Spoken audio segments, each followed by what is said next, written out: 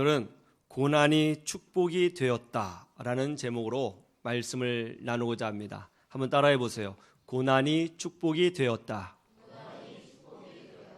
고난이 축복이 되었다. 지난달 25일 김해공항을 이륙해 김포공항으로 향하던 제주항공 비행기에 문제가 생겨서 급하게 김해공항으로 회항하고 비상 착륙하게 된 사건이 있었습니다. 비행기가 이륙한 지 9분 만에 기체가 매우 심하게 흔들렸고 비행기는 추락 직전까지 갔었습니다. 승객은 약 180명 이상의 승객이 타고 있었던 것으로 알고 있습니다. 얼마나 심각했던지 비행기 기장이 이 비행기가 추락할 수도 있다고 하는 사실을 승객들에게 고지하고 이어서 이렇게 말을 했다고 하죠. 비상 탈출할 가능성이 있는 상황입니다. 모든 것이 안전하게 될 수 있도록 여러분 기도해 주시기 바랍니다. 이렇게 방송을 했다고 해요. 그런데 정말 기도 때문인지 기적적으로 무사히 비상 착륙에 성공해서 별 문제는 없었습니다. 그런데 세상 언론에서 여기에 대하여 딴죽을 걸기 시작했습니다. 어떻게 기장이 방송을 할 때 기도해 주시기 바랍니다 라는 표현을 할 수 있느냐? 그러면서 문제 제기를 했어요. 여러분, 우리 예수 믿는 사람과 세상 사람들과의 가장 근본적인 차이가 하나 있습니다. 그게 뭔지 아세요? 근본적인 차이. 그것은 이 세상의 주권자를 누구로 믿고 사느냐의 문제인 것입니다. 이 세상의 주권자, 이 세상의 역사의 주관자, 우리 운명의 결정권자가 누구냐고 할 때에 우리는 그 결정권자가 하나님이라고 믿는 사람들이고 세상 사람들은 인간이 모든 역사와 운명과 삶을 결정한다고 믿는 거예요. 이게 근본적인 차이죠. 세상은 인간이 자기 인생을 스스로 개척하는 것이라고 믿고 삽니다. 인간이 모든 문제를 해결할 수 있다고 생각을 해요. 인간의 역사의 주인공이라고 생각을 하죠. 그래서 사실 대학에서 배우는 모든 학문들은요, 그 주체가 인간이죠. 인본주의인 것입니다. 인간이 모든 것을 행할 수 있다, 그렇게 생각을 하는 거죠. 그러나 우리는 어떻게 생각하죠? 우리는 하나님이 우리 인생을 이끌어 간다고 믿습니다. 인간이 모든 문제를 해결할 수 있는 것이 아니라 모든 문제의 근본을 해결하실 수 있는 분은 오직 하나님 한 분뿐이라고 우리는 믿습니다. 인간이 역사의 주인이 아니라 언뜻 보기에는 그렇지만 하나님이 역사의 주인이시라고 우리는 믿습니다. 그래도 우리는 기도하는 거예요. 그래도 우리는 하나님을 찾고요. 그래도 우리는 하나님께 부르짖는 것입니다. 우리 자녀가 취업하는 문제, 결혼하는 문제, 돈 버는 문제, 건강을 지키는 문제, 이사가는 문제, 이런 모든 문제 언뜻 보면 사람이 열심히 해야지 라고 생각을 하지만 우리는 사람의 능력으로만 안 된다. 하나님이 길을 열어주셔야 되고 하나님이 그 사람의 마음을 바꿔주셔야 되고 하나님께서 날씨를 주관해 주셔야 되고 하나님께서 역사를 이끌어 주셔야 모든 것이 가능하다. 우리는 그렇게 믿고 살아요. 여기서 근본적인 차이가 있는 것이죠. 여러분은 어떻게 생각하십니까? 여러분의 자녀의 취업 문제, 건강 문제, 결혼 문제, 모든 문제가 결국 인간의 손에 달려있다고 생각하세요? 아니면 하나님의 손에 달려있다고 생각하세요? 여기서요, 신앙이 갈라지는 거예요. 고난이 축복이란 말을, 고난이 축복이다, 이런 말을 여러분 많이 들어보셨죠? 그런데 고난이 축복이라고 할 때에 중요한 것이 있어요. 그게 뭐죠? 축복의 기준이 뭐냐가 중요하죠. 여러분, 세상 사람들이 말하는 축복의 기준이 뭐죠? 돈 많이 벌고 권력을 갖고 출세하고 잘 나가고 남들이 인정할 만한 어떤 그런 물질과 권세를 누리는 것을 축복이라고 세상 사람들은 생각하고 있습니다. 근데 우리 예수 믿는 사람들이 말하는 축복의 기준은 뭐죠? 우리 예수 믿는 사람들이 말하는 축복의 기준은 이거예요. 예수 믿고 구원받는 겁니다. 그리고 하나님을 경험하는 것입니다. 하나님의 은혜를 체험하는 것입니다. 영적인 사람이 되는 것입니다. 이 땅에서 천국을 누리는 거예요. 그래서 우리가 말하는 축복의 기준이 바로 그런 것이죠. 그리고 중요한 게 뭐예요?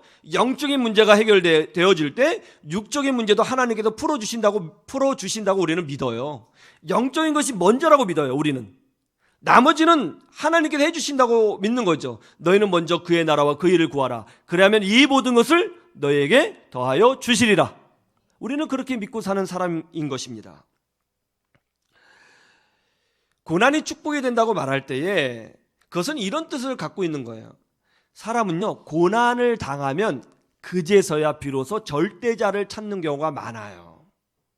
전에는 하나님이 없어도 된다고 믿고 살았던 사람이 고난을 당하고 불가항력적 어떤 문제를 직면하면 그제서야 무릎을 꿇고 하나님을 찾고 예수님을 찾는 경우가 많죠. 그런데 그런 과정을 통해서 신앙이 깊어지고 기도하는 법도 알게 되고 하나님이 살아계심을 경험하게 되고 그 결과 믿음의 사람으로 변화되는 거죠. 그리고 결국 자신의 문제를 해결해 주시는 하나님을 체험하게 돼요. 그래서 고난이 축복이 되는 거예요. 고난을 통해서 영적인 문제와 육적인 문제를 같이 얻어내는 거예요. 고난이 그래서 축복이 될 수 있는 것입니다. 그러면 어떤 면에서 특별히 고난이 축복이 될까요? 첫째로 고난이 길이 됩니다. 한번 따라해 보세요. 고난이 길이 된다. 고난은 우리를 예수님께로 인도하는 길이 됩니다. 왜냐하면 사람은 약할 때 비로소 주님을 찾게 되고 인간의 능력을 뛰어넘는 하나님께 가려고 하기 때문에 그런 것입니다. 오늘 말씀이 바로 그런 내용이죠. 예수님께서 예수님의 고향 땅에 가셨어요. 안식일날 예수님이 설교하셨습니다. 여러분, 예수님이 설교하셨으니까 얼마나 은혜로우셨겠어요. 다른 분도 아니고 정경 목사가 설교하는 것도 아니고 예수님이 설교하셨다잖아요. 얼마나 은혜가 넘쳤겠어요. 그런데 오늘 말씀을 보니까 뜻밖의 예수님의 설교를 듣고 은혜를 받은 것이 아니라 오히려 그들이 분노하고 예수님을 배척했다는 것입니다. 그 이유가 뭐예요? 알고 있다는 거예요. 뭐를요? 예수님을 알고 있다는 거예요. 어린 시절 봤다는 거예요. 고향 땅이잖아요. 나는 이미 알고 있다. 여러분, 나는 이미 알고 있다라고 하는 말이 굉장히 무서운 말이에요. 사람들은요, 이미 자기가 무엇인가를 알고 있다고 생각하면 남의 것을 받아들이지 않아요. 다 알아. 난 너 알아. 너 어렸을 때 어떤 일 다 알아. 그랬다는 것이죠. 지금 예수님의 동생들이 누군지를 알고 예수님의 여동생들이 지금 우리의 아내로 살고 있지 않느냐. 다 알아. 그런 선입견, 다 알고 있다고 하는 교만, 그런 마음이 예수님의 말씀을 듣지 못하게 했고 결국 예수님을 배척했습니다. 그러자 예수님이 어떻게 하셨어요? 예수님을 배척하자 예수님께서 그 마을에서는 하나님의 기적과 은혜와 축복을 보여주시지 않았다는 것입니다. 여러분, 이게 중요해요. 하나님은 우리가 하나님을 의지하고 찾고 믿을 때에 하나님께서 우리에게 권능을 보여주시지, 우리가 하나님을 배척하고 거부할 때는 하나님께서는 절대로 우리에게 역사하시지 않습니다. 결국 믿음은요, 결국 신앙생활은요, 믿음의 문제인 거예요. 저는 여러분들이 믿음으로 충만한 사람 되기를 간절히 소망합니다. 그런데 놀라운 일이 벌어졌어요. 이렇게 예수님께서 권능을 행하시지 않기로 하셨는데 권능을 행하셨어요. 앞뒤가 안 맞는 일이 벌어졌어요. 5절 말씀을 보시죠. 5절 다 같이 볼까요? 거기서는 아무 권능도 행하실 수 없어 다만 소수의 병자에게 안수하여 고치실 뿐이었고. 이상하죠? 거기서 아무 권능을 행하지 않기로 하셨다면 여기 병자들도 치유받지 말았어야죠. 그래야 안 그래요?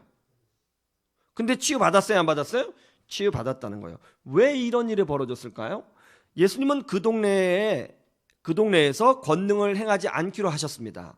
그 동네에서 기적을 보여주지 않기로 하셨습니다. 그러면 기적을 보여주지 말으셔야 합니다. 그런데 어떤 일이 벌어졌어요? 소수의 병자가 치유를 받았다는 거예요. 왜 이 소수의 병자는 영적으로 사막이 된 그 동네에서 오아시스와 같은 그런 기적과 은혜와 기쁨을 체험할 수 있었을까? 그 이유는 뭐냐면 간단합니다. 몸이 아팠기 때문입니다. 이 사람들이 몸이 아프지 않았다면 같은 고향 사람들처럼 예수님을 배척했겠죠. 예수님을 찾아오지 않았을 것입니다. 지금 몸이 아파요. 통증이 있어요. 응급 상황이에요. 누군가의 도움이 필요해요. 그래서 어떻게 해요? 예수님이 권능을 보여주셨잖아요. 그 권능을 보고 예수님에게로 가야겠다, 그런 생각이 드는 거죠. 몸이 아프니까, 고난이 있으니까, 힘드니까 예수님을 배척하지 않고 예수님을 찾아갔던 것입니다. 그리고 결국 예수님이 누군지 알고 치유를 경험하게 된 것이죠. 고난이 있었기 때문에, 몸이 아팠기 때문에 예수님을 찾아오고 믿음으로 구했고, 그 결과 주의 은혜를 누리게 되었다는 것입니다. 이 사람들이 몸이 아프지 않았다면 예수님을 찾아오지 않았겠죠. 여러분, 우리에게 고난이 올 수 있습니다. 그때 우리는 어떻게 해야 되는 것이죠? 우리는 그 고난을 하나님께로 나아가는 길로 만들어야 되는 줄로 믿습니다.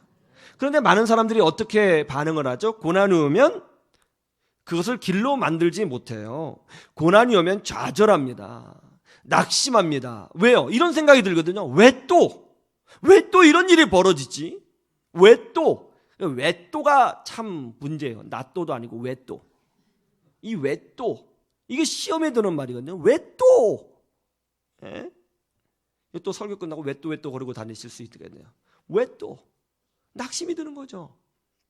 또 고난이 오면 어떤 생각이 들어요? 섭섭한 거예요. 하나님 앞에. 하나님, 제가 11조도 열심히 하고, 제가 기도도 열심히 하고, 새벽 기도도 하고, 최선을 다했지 않습니까? 그런데 어떻게 저한테 이러실 수 있어요? 왜 또 이런 고난이 오나요? 섭섭하죠. 근데 여러분, 그거 아셔야 됩니다.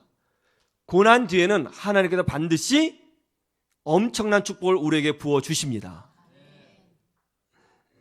그래서 그 고난을 하나님께로 가는 길로 만들어야 되는 것입니다. 그런데 많은 사람들이 그 고난을 하나님께로 나아가는, 고난을 통해서 하나님을 붙잡고, 고난을 통해서 더 많이 기도하고, 고난을 통해서 인생을 좀 깨닫고, 고난을 통해서 더 깊어지는 것이 아니라 섭섭이라고 하는 늪에 빠져 있고, 불평이라고 하는 늪에 빠져 있고, 낙심이라고 하는 늪에 빠져 있어서 허우적거리다가 믿음의 전진을 못한다는 거예요. 근데 믿음으로 전진하고 그 고난을 길로 만들어 하나님께 나아가 엎드리면 하나님께서 두 번째 기회를 주시고, 하나님께서 세 번째 기회를 주시고, 하나님께서 네 번째 기회를 열어주신다는 것이죠.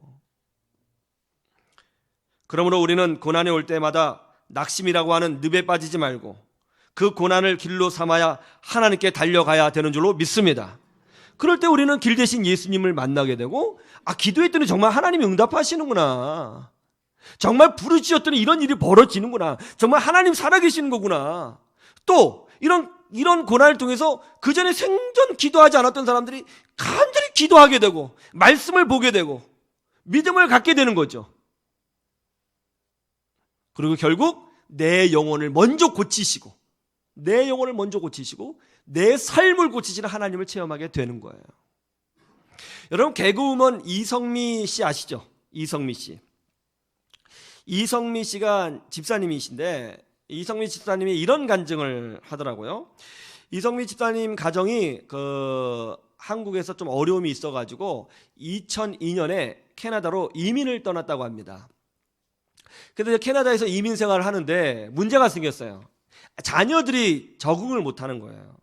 특별히 이제 큰아들이 있었는데 적응도 못했을 뿐만 아니라 사춘기가 와서 이제 학교에서나 집에서나 동네에서나 계속 문제를 일으키고 다니는 거예요.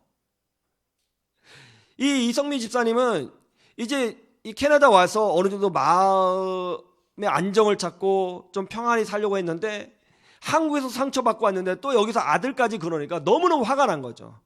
아들이 너무너무 미운 거예요. 그러지 말고 공부해라 그래도 공부를 하나도 안 하고 문자만 읽고 다니는 거죠. 반항하고. 그때부터 너무나 자기 인생에 화가 나고 섭섭해서 분노가 치밀어 오르니까 아들에게 막 욕을 했다는 거예요. 정말 세상 사람이 들어도 깜짝 놀랄 만한 그런 나쁜 욕설을 아들에게 막 퍼부었다고 합니다. 막 퍼본 거예요. 그리고 막 때리기도 하고. 그럼 어느 날도 이제 또 공부하라고 하는데 애가 하도 공부를 하지 않아서 이제 또 애를 막 때리려고 그랬대요. 막 때리려고 그러니까 애가 좀 컸잖아요. 갑자기 손을 탁 잡더라는 것입니다. 그러면서 하나님 이렇게 말을 하더래요.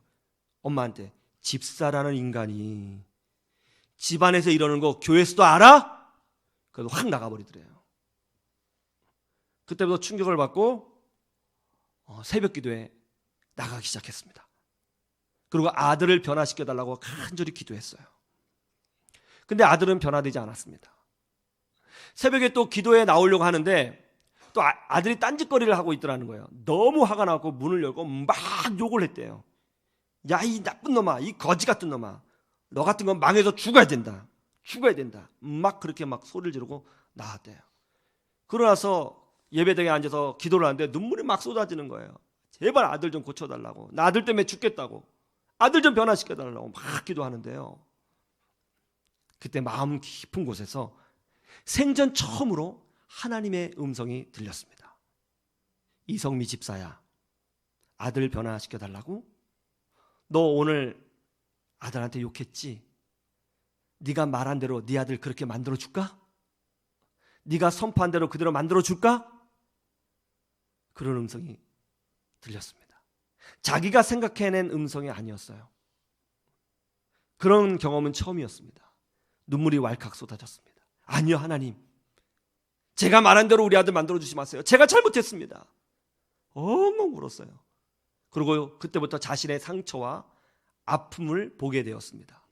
그리고 무엇보다도 그런 허물을 가지고 있는 자기를 대신해서 십자가에서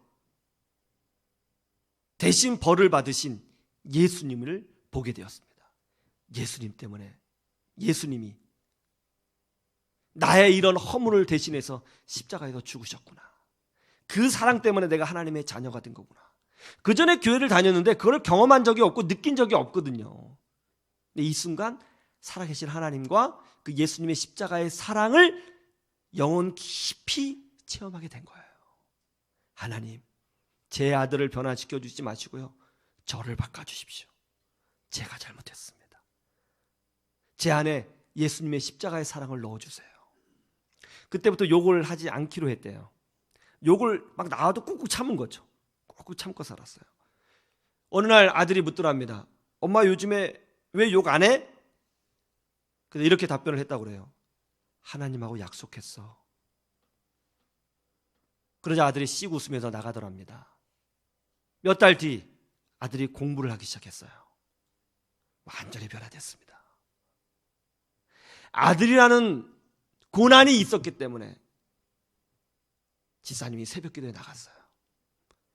자기 힘으로 해결할 수 없는 문제가 있었기 때문에 무릎을 꿇었어요. 고난이 길이 됐어요. 그 결과 형식적인 그리스도인이 아니라 살아계신 하나님을 만난 그리스도인으로 바뀌었어요. 머릿속으로만 아는 하나님이 아니라 내 삶을 주관하시는 하나님을 만났어요.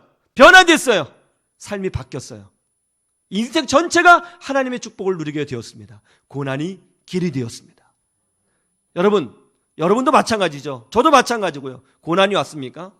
섭섭한 마음과 낙심으로 주저앉아 있으면 안 되는 거죠. 하나님은 우리에게 기회를 주시는 하나님이신 줄로 믿습니다. 그 고난을 길로 만드세요. 부르짖는 길로, 하나님을 찾는 길로, 더 깊은 신앙으로 나아가는 길로 만드십시오. 그래서 내 삶을 변화시켜 주시고 새롭게 하실 하나님을 경험하시기를 주님의 이름으로 축원합니다. 두 번째, 어떻게 고난이 축복이 되는가? 고난이 눈과 귀를 열어주기 때문에 그런 거예요. 한번 따라해 보세요. 고난이 눈과 귀를 열어준다. 고난이 눈과 귀를 열어줍니다. 왜냐하면 고난을 받을 때 우리는 눈과 귀를 열고 방법을 찾으려고 노력하기 때문에 그런 것입니다. 오늘 예수님이 설교하셨죠. 예수님이 설교하셨으니 얼마나 은혜가 충만했겠습니까? 그러나 여기 있는 사람들은 은혜 받지 않았습니다. 아니, 은혜를 받지 못했어요. 다 알고 있다는 것이죠.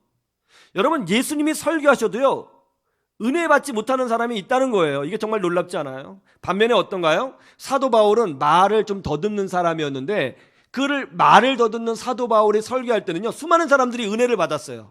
그렇게 놓고 보면 설교할 때 은혜를 받는 것이 설교자의 문제예요? 아니면 듣는 사람의 문제예요? 예, 설교자의 문제일 수도 있지만 상당 부분은 말씀을 듣는 사람의 문제일 경우가 많다는 거죠. 예수님의 고향 사람들은 선입견을 가지고 있는 사람들이었어요. 이 선입견은 예수님의 말씀을 듣지 못하게 귀를 막았고, 이 선입견은 예수님이 보여주는 기적을 하나님께서 주시는 능력이라고 보지 못하도록 눈을 막아버렸습니다. 그런데 예수님의 설교에 감동을 받고, 그런 와중에 말이죠, 예수님이 보여주신 작은 기적에 온몸을 전율한 사람들이 있었어요. 누구예요? 소수의 병자들이었어요. 몸이 아팠거든요. 그 사람들은, 몸이 아픈 사람들은 지푸라기라도 잡고 싶은 심정이거든요.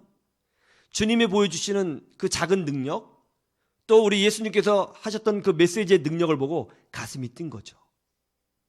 눈이 열어졌습니다. 귀가 열어졌습니다. 말씀이 들렸고요, 하나님의 은혜가 보였죠. 그래서 예수님에게 달려간 거예요. 그 결과 기적을 체험하게 되었던 것입니다. 여러분, 고난에 빠진 사람은요, 눈이 열어지고 귀가 열려요. 요즘 우리 한국 사회의 가장 큰 이슈가 뭐예요? 개 구충제를 먹으면 암이 치료된다. 그거 아니에요? 펜벤다졸이 들어있는 개 구충제를 먹으니까 암이 사멸된다는 거죠. 여기에 대해서 암 환자는 그것이 정말 그렇게 될 거라고 믿고 싶어하고, 또 의사들은 거기에 대해서 부정적인 입장이에요. 몸이 아픈 사람이 더 다급해요. 더 절박하거든요. 뭔가를 찾으려고 해요. 가능성을 찾으려고 해요. 귀를 열어요. 눈을 열어요. 고난은요, 눈을 열고 귀를 열게 만들어요. 전에는 하나님의 메시지가 들리지 않아요. 설교가 들리지 않아요. 설교가 막 졸려요. 힘들어요. 고난을 받으면요, 설교가 다 내 얘기 같아요. 다 내 얘기 같아요. 말씀이 들려요. 삶이 평탄할 때는요, 찬송을 부르면 너무 지루해요. 왜 4절까지 만들었지? 고난을 받으면요, 찬송이 너무 짧아요. 더 부르고 싶어요. 고난이 없으면요, 눈물이 안 나와요. 하나님께 집중하지 못해요. 그런데 고난이 오면요, 눈물이 나와요. 찬송 부를 때 눈물이 나와요. 더 놀라운 것은 손뼉 치며 기쁘게 찬양을 부르는데도 눈물이 나와요. 고난을 받으면 하나님을 찾고 하나님이 보이고 귀가 열어져요. 그래서 고난이 축복이 되는 것입니다. 어떤 집사님이 아들하고 깊은 갈등으로 힘들어하고 있었습니다. 아들은 아버지에게 계속 반항했고, 아버지는 그런 아들을 어릴 때부터 잡아야 한다면서 심하게 때렸습니다. 때리면서 훈육을 한 거죠. 아들이 가끔 자신의 비전에 대해서 얘기하면 철딱서니 없는 소리하고 앉았네. 야, 세상에 그렇게 쉬운지 아냐? 지금 죽도록 공부해도 될까 말까야. 근데 무슨, 하여튼 이러니까 내가 속 터져. 야, 아버지는 전쟁통에도 공부했어. 진짜 아무것도 없는데 공부해서 여기까지 왔는데 너 뭐냐 도대체. 그래서 혼을 냈던 거죠. 그래서 때린 거예요. 그러니까 아들이 이제 아버지하고 대화를 깊이 하고, 어느 순간 아들이 술을 마시기 시작하고 오토바이를 타고 다니고 그러는 거죠. 혼을 내고 설득하고 사정을 했지만 아들은 더 엇나갔습니다. 이 집사님이 나름대로 좀 이렇게 사업을 해서 자수성가하신 분이에요. 그래서 중소기업을 운영하고 계신 분인데, 자기가 이분은 생각이 뭐냐면 인간이 노력하면 못할 것이 하나도 없다, 이렇게 믿고 사는 사람이었거든요. 근데 자식 교육이 안 되는 거예요. 혼을 내면 엇나가고 달래면 무시하고, 일단 집을 들어와야 혼내든지 말든지 할 텐데 집도 잘 안 들어오고, 미치는 거죠. 방법이 없더라는 거예요. 방법이. 그래서 결국은 답이 없으니까 하나님 앞에 엎드린 거예요. 하나님, 저 좀 도와주십시오. 제가 어떻게 해야 됩니까? 제가 어떻게 해야 됩니까? 이게 기도할 때 그거밖에 안 나오더라는 거예요. 제가 어떻게 해야 됩니까? 제가 어떻게 해야 됩니까? 그럼 어느 날 이제 교회에서 예배를 드리는데 제가 그렇게 설교를 했다는 거예요. 저는 기억이 안 나거든요. 제가 했던 설교 갖고 다시 저한테 질문하지 마세요. 기억이 잘 안 납니다. 예. 이렇게 했다는 거예요. 부모는 사랑하는 자녀에게 윗사람이 되지 말고 친구가 되어 주어야 합니다. 예수님도 우리의 친구가 되어 주셨습니다. 그렇게 설교를 했다는 거예요. 그런데 그 친구라는 단어를 딱 듣는 순간 이분의 가슴에 어떤 울림이 왔어요. 남자였는데 예배 도중에 엉엉 울었습니다. 아, 내가 그걸 못했구나. 친구가 되어주기로 결단합니다. 가정이 완전히 회복됐어요. 몇 년 후에 이분이 저를 찾아와 고백했습니다. 그때 당시 자신이 어떻게 해야 될 줄 전혀 몰랐는데 목사님이 설교하시는데 친구라는 말씀을 하시는 순간 그것이 정말 자기에게 와닿대요. 아, 내가 평생 우리 아들에게 친구가 되어준 적이 없구나. 친구가 되어준 적이 없구나.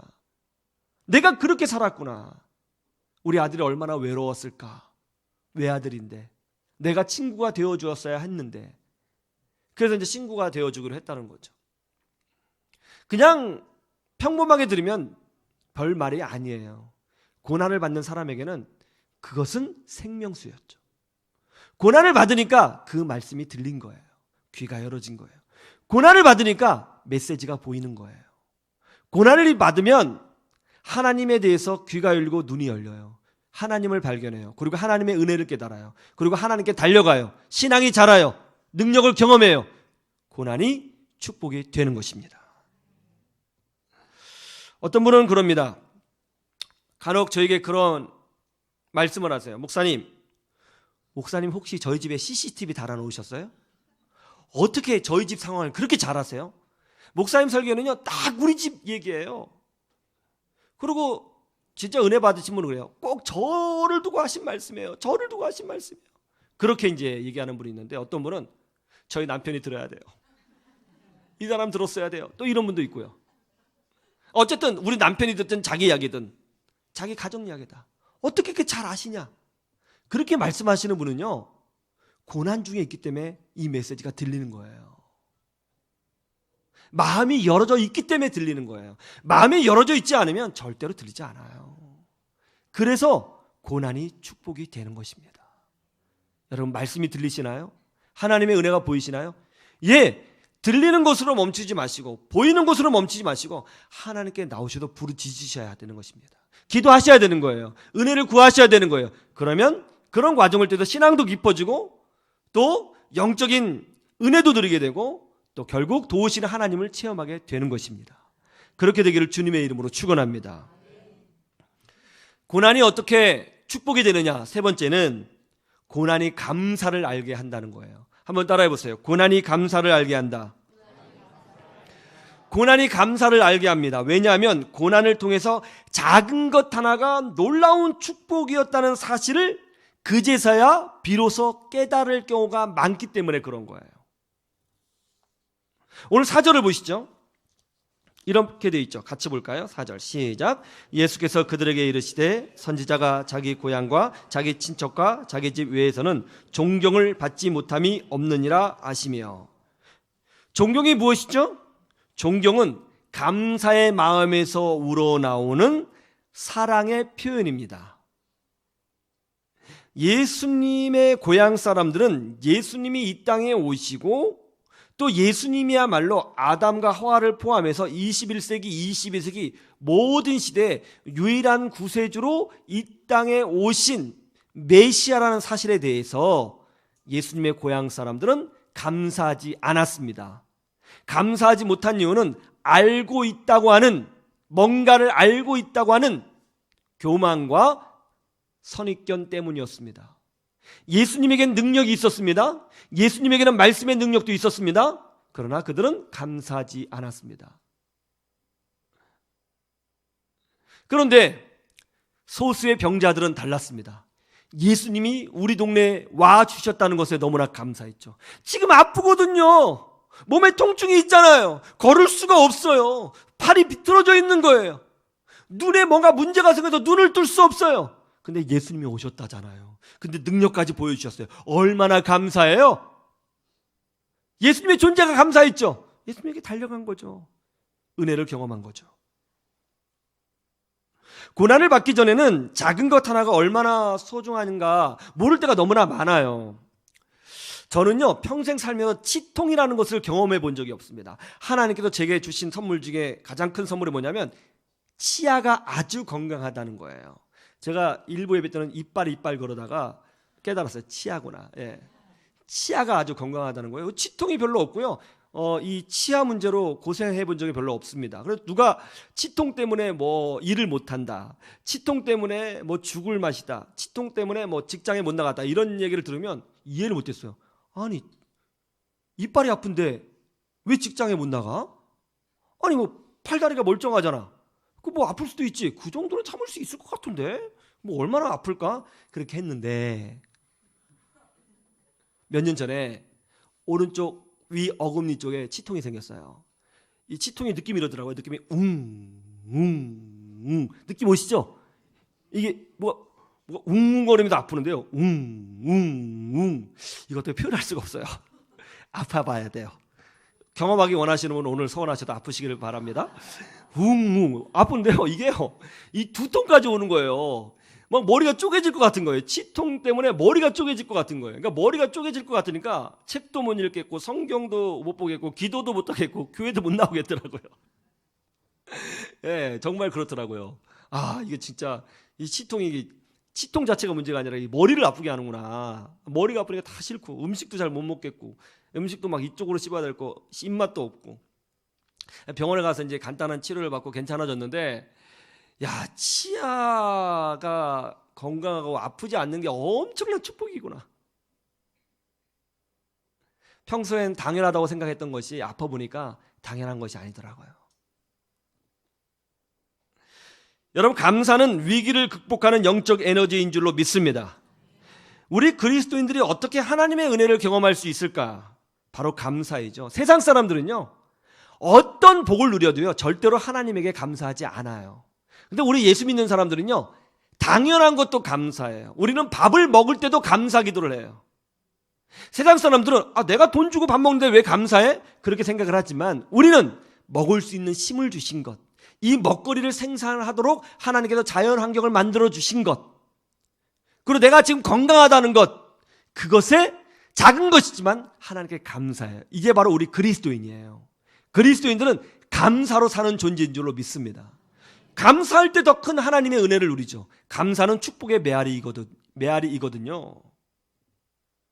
우리가 감사할 때 하나님은 능력으로 역사하셔서 내 마음에 더 감사가 채워지게 하시고 내 삶 가운데 감사가 증명되어지도록 역사하여 주시는 것입니다.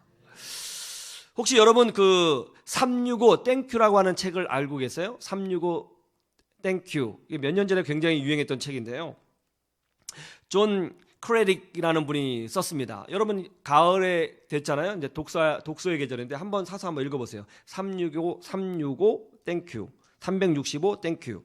이 책의 내용은 이렇습니다. 존 크레딕이라는 분이 자신의 삶을 직접 이제 간증하듯이 쓴 책이에요. 이분은 원래 변호사였습니다. 근데 변호사 사무실을 개업을 했는데 아무도 의뢰를 하지 않아서 망한 거예요.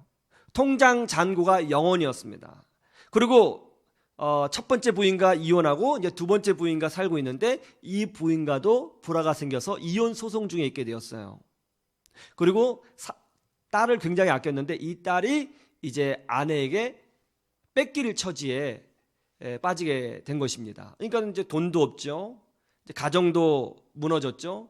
자식도 잃게 된 거예요. 자기는 나름대로 열심히 살아온다고 살아왔는데 결국 보니까 망한 거죠. 절망에 빠졌습니다. 야, 결국 이것이 내 인생의 열매인가 낙심했습니다. 죽고 싶었습니다. 그런데 바로 그때에 어렸을 때 할아버지가 생각이 났어요. 할아버지가 이렇게 해 주셨다고 그래요.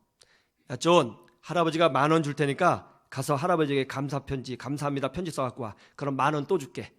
그래갖고 10,000원 딱 주니까 이제 가서 할아버지 10,000원 줘서 감사해요 편지를 썼던 모양이죠. 그래서 할아버지 딱 주니까 할아버지 딱 보고 감사 편지 썼네. 자, 여기 또 10,000원 딱 줬대요. 그러면서 이렇게 교육을 했답니다. 존, 네가 평생 잊지 말아야 될 것 하나 있어. 그게 뭐냐면 지금 네가 가지고 있는 것에 감사하기 전에는 더 큰 축복을 얻을 수 없어. 알겠지? 이거 꼭 명심하며 살아. 그렇게 교육을 했다는 거예요. 그게 딱 떠오른 거예요. 아, 그랬구나. 다시 한번 시작해보자. 그래서 이분이 그 감사 편지를 쓰기 시작한 거예요. 2008년 1월 3일 존 크레딕의 감사 편지 프로젝트가 그때부터 시작된 것입니다. 그래서 총 365통의 감사 편지를 썼습니다. 첫 번째 감사 편지는 전에 아들이 성탄절에 선물을 보내줬는데 거기에 대하여 감사 편지를 쓴 것이었습니다. 사랑하는 아들, 아버지를 잊지 않고 이렇게 성탄절에 선물을 보내줘서 참 고맙다. 사랑한다. 언제 한번 만나서 식사나 같이 하자. 감사 편지를 쓰고 편지봉투에 넣어서 이제 주소를 쓰려고 그랬는데 주소를 모르는 거예요. 아들의 주소를 몰라요. 내가 아들의 주소도 모르고 있었네. 그래서 전화를 걸었어요. 야, 아버지다. 내가 너한테 편지 썼는데 내가 네 주소를 모르네. 주소를 좀 알려줄래? 예, 아버지 저 어디 살아요. 오래간만에 통화했구나. 괜찮으면 이번 주 금요일 날 아빠하고 식사할래? 좋아요. 그래서 원래 전처 아들이었는데 정말 오래간만에 아들하고 식사를 하게 된 거예요. 식사를 하는데 아들이 봉투를 하나 뚝 내밀더라는 것입니다. 이게 뭐야? 봉투를 딱 보니까 빳빳한 $100짜리 지폐가 가득히 담겨져 있는 거예요. 이게 뭐야? 하고 물었더니 아들이 그래요. 아버지 제가 이제 다 컸잖아요. 제가 옛날에 대학생 때 아버지에게 돈 $4,000 빌렸잖아요. 그거 지금 갚으려고요. 아버지 쓰세요. 감사 편지를 쓰니까 뭔가 변화가 오는구나. 할아버지 말이 맞았네. 그래서 그때부터 편지를 쓴 거예요. 수년 전에 자신을 치료해준 의사에게 감사 편지를 쓰고, 선배에게, 그리고 첫 번째 부인에게, 그리고 지금 소송 중에 있는 아내에게, 예전에 직장 동료에게, 교회 목사님에게 감사 편지를 쓰는 거예요. 근데 감사 편지를 쓰면 놀랍게도 반응들이 그분들한테 오는 거예요. 그리고 관계가 회복되더라는 것이죠. 그리고 무엇보다 감사 편지를 쓰면서 자신의 마음이 변화되는 것을 경험했습니다. 내가 참 감사한 사람이었구나. 하나님께서 나한테 주신 것이 정말 많았구나. 그걸 모르고 살았구나. 이 365통의 감사 편지를 쓰는데 걸린 시간은 꼬박 15개월이었다고 합니다. 하루는 자신에게 말도 하지 않던 막내 아들에게 감사 편지를 썼습니다. 그러자 그 막내 아들에게서 이런 답장이 왔습니다. 아빠, 사실은 저도 감사해요.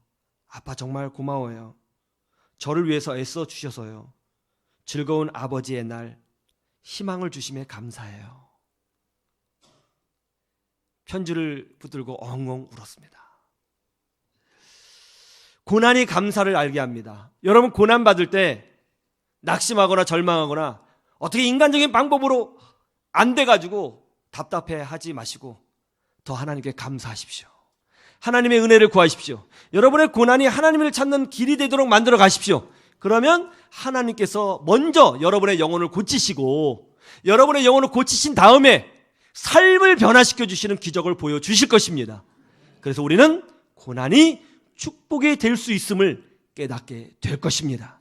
그런 은혜가 있기를 주님의 이름으로 축원합니다. 축원합니다.